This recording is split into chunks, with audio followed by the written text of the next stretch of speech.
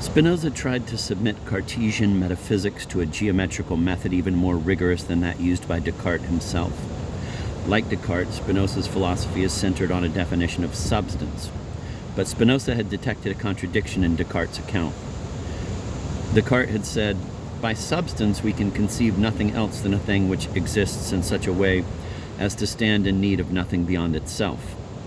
Then Descartes had gone on to say, "And in truth there can be conceived but one substance which is absolutely independent, and that is God," which he called infinite substance. In spite of this admission that by definition there could exist only one kind of being, which was absolutely independent, Descartes, in a contradictory manner according to Spinoza, proceeded to distinguish between infinite substance and finite substances. The latter were called corporeal substance, body, and mental substance, mind. This radical dualism led Descartes to his notorious mind-body problem and his universally scorned pineal gland solution. Spinoza avoided this embarrassment by accepting Descartes' definition of substance as that which is absolutely independent, and taking deadly seriously the inference that there could be only one such substance. If there were two, they would limit each other's independence. Furthermore, because finiteness would constitute a limitation on God's absolute independence, Spinoza defined God as having infinite attributes. So once again, one arrives at the conclusion that there can be but one substance, because any substance other than God would have to possess attributes which have already been defined as belonging to God. Let's look at a schematized comparison of the systems of Descartes and Spinoza. Descartes' system: God, branching down to mind, body, branching down to thought, extension, branching down to affirmation, denial, understanding, sensation, etc., size, shape, location, weight, etc. Spinoza's system: God at the top, infinite substance, branching down to mind, body, infinite attributes, branching down to affirmation, denial, understanding, sensation, etc., size, shape, location, weight, etc. An attribute for Descartes is a characteristic which is the essence of a substance, i.e. that which is essential to it. For Spinoza, an attribute is a characteristic which to the human intellect seems to be an essence. A mode is a specific modification of an attribute, i.e. a characteristic of a characteristic.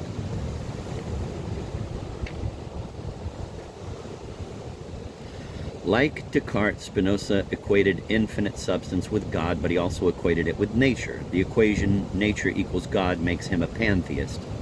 It is also this equation which got him in trouble with both the Jewish and Christian theologians.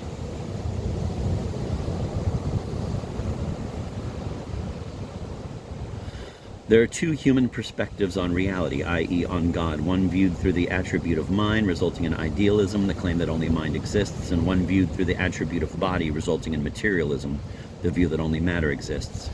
In theory, there is an infinite number of other perspectives on reality, but only these two are open to the human intellect. A completely consistent idealistic or materialistic account of reality can be given, but no consistent dualism is possible. Dualism involves a confusion of perspectives, so much for Descartes' pineal gland. The true philosopher attempts to transcend the purely human perspective and view reality sub specie itineritatis. That is, from the perspective of reality itself.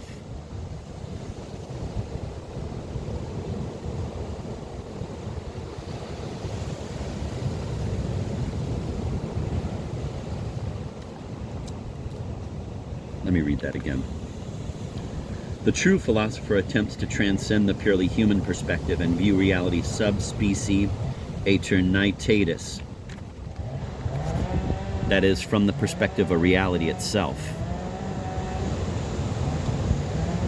From this perspective, one comes to realize that the human has no privileged position in the cosmos. The human has no more and no less dignity than anything else in nature. One must come to love everything, which is to say to love God, because one must either love everything or nothing at all. The love of God is tantamount to the knowledge of God, which is to say a philosophical knowledge of reality.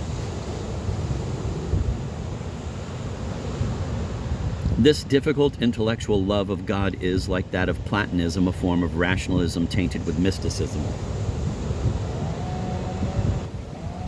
It also contains a Stoic component insofar as knowledge of reality leads one to realize that everything which happens, happens of necessity. There is no randomness and no freedom of the will. But the realization that there is no such thing as free will, neither for God nor for humans, can itself be a liberating realization because one is thereby freed from the demands of desire and passion, both of which were seen by Spinoza as murky emotions which manage to control us only because of our failure to grasp the rational structure of reality.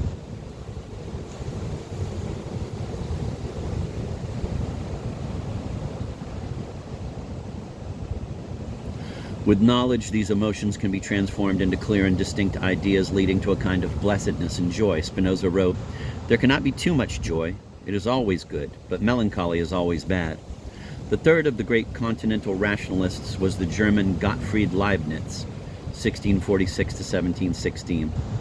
He was a universal genius who made significant advances in symbolic logic and who created a plan for the invasion of Egypt, which may have been used by Napoleon 120 years later.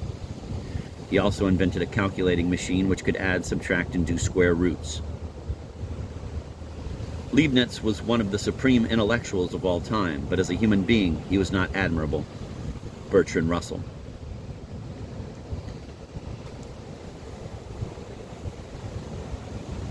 Furthermore, he discovered infinitesimal calculus simultaneously with Sir Isaac Newton, and got into a squabble with him concerning who had stolen the idea from whom. Like Spinoza, Leibniz wished to correct the errors of Cartesian metaphysics without rejecting its main structure.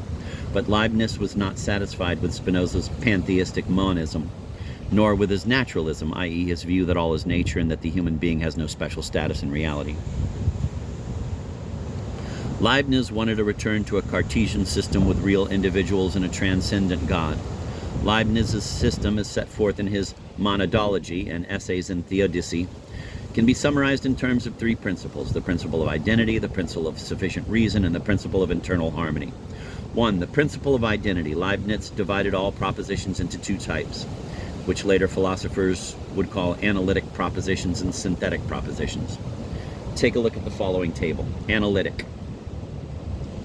A. True by definition, true merely by virtue of the meanings of the words in the sentences.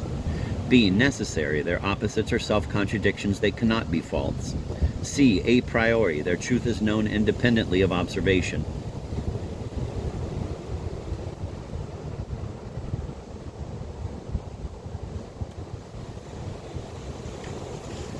Synthetic. A. Not true by definition. Their truth or falsity depends not on meanings but on facts in the world. B. Not necessary, rather contingent. Could be false if facts were different. C. A posteriori. Their truth or falsity is known by observation.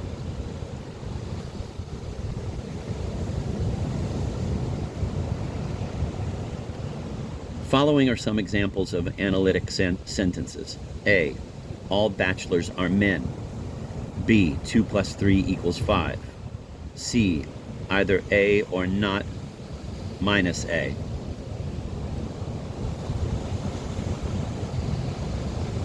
This category includes definitions and parts of definitions. A. And arithmetic and the principles of logic. B and C. These were said by Leibniz to be based on the principle of identity in the sense that this principle is the positive counterpart of the principle of non-contradiction, which says that it cannot be the case that A and not minus A at the same time.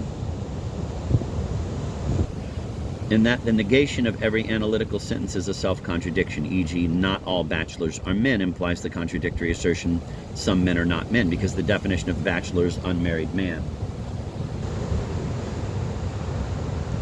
Following are some examples of synthetic sentences. A. The cat is on the mat. B. Caesar crossed the Rubicon in 49 BC. Now, having drawn what many philosophers believe to be a very important distinction, Leibniz made the surprising move of claiming that all synthetic sentences are really analytic.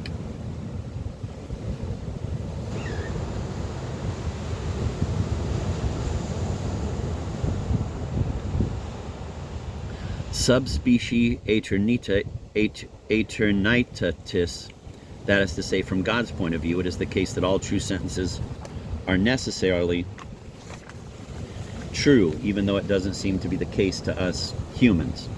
For Leibniz, Tuffy the cat's characteristic of being on the mat at time t to the first power is a characteristic necessary to that specific cat in the same way that being a feline is necessary to it.